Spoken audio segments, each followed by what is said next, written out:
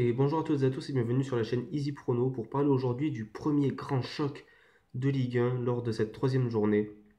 Le match en question est donc AS Monaco, Paris Saint-Germain.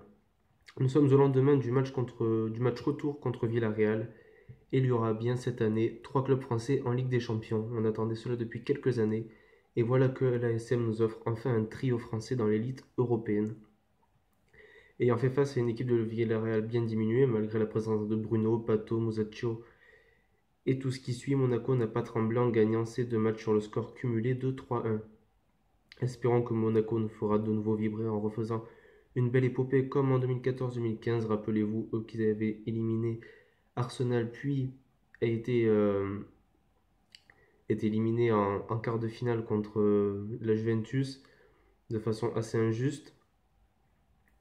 Mais la SM a quand même des atouts, notamment son équipe. Donc ça, c'est l'équipe qui a été alignée lors du match aller, donc à Villarreal.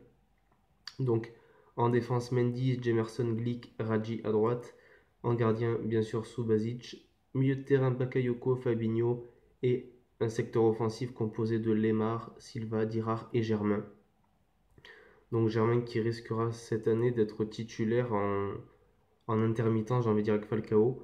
Mais je pense que Germain aura une petite longueur d'avance sur El Tigre. Donc, il faut juste que je monte un petit peu. Voilà. Donc, composé d'une défense de confiance, d'un milieu de terrain solide et d'une attaque composée de joueurs très prometteurs et redoutables, la SM semble bien armée pour cette saison en Ligue des Champions, mais également en Ligue 1. Seul petit bémol, selon moi, la profondeur du banc. Jardim devra bien gérer son effectif afin de concilier Ligue des Champions, Ligue 1 et Coupe nationale. Donc maintenant, côté PSG, puisqu'il s'agit bel et bien du match AS Monaco, Paris Saint-Germain, qu'y a-t-il de neuf?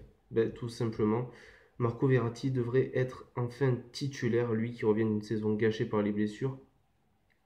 Kevin Trapp, lui, est par contre incertain ce week-end, mais il devrait être forcément remplacé par Alphonse Areola, qui a fait une très belle saison l'année dernière en, en Espagne, et qui, à mon avis, excusez-moi, a un niveau assez semblable que celui de Kevin Trapp.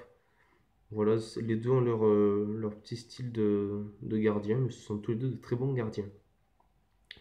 Pour la seconde journée de Ligue 1, le PSG n'a pas fait de détails pour sa première à domicile au Parc des Princes en dominant le FC Metz sur le score de 3-0 avec des statistiques largement en faveur des Parisiens. Donc deux équipes, pour faire un petit lien des deux équipes, donc deux équipes qui triomphent actuellement.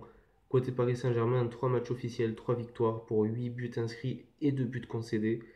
Côté AS Monaco, pour les 5 derniers matchs officiels, on dénombre 4 victoires et un match nul. Le match nul qui avait été arraché face à Guingamp.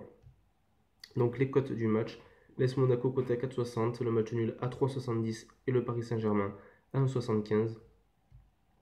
Donc quel pronostic pour ce match? Donc je miserai sur la double chance match nul ou victoire du Paris Saint-Germain, qui est malheureusement coté qu'à 1,14, mais c'est très compréhensible.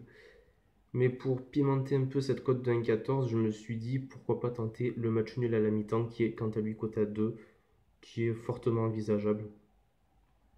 Donc je vous demande de donner votre avis en commentaire donc, sur ce match, de laisser un j'aime si vous aimez ce que je fais, si ça vous permet de mieux analyser les matchs, de mieux les comprendre. Et pour ceux qui ne sont pas abonnés, je vous invite à vous abonner. Là, je viens d'atteindre quasiment les 50 abonnés, ça me fait très plaisir. Mais la communauté, j'espère l'agrandir beaucoup plus, entre guillemets. Sachant que je veux des abonnés qui soient vraiment impliqués dans la chaîne, je veux pas des personnes qui s'abonnent comme ça mais sans regarder mes vidéos.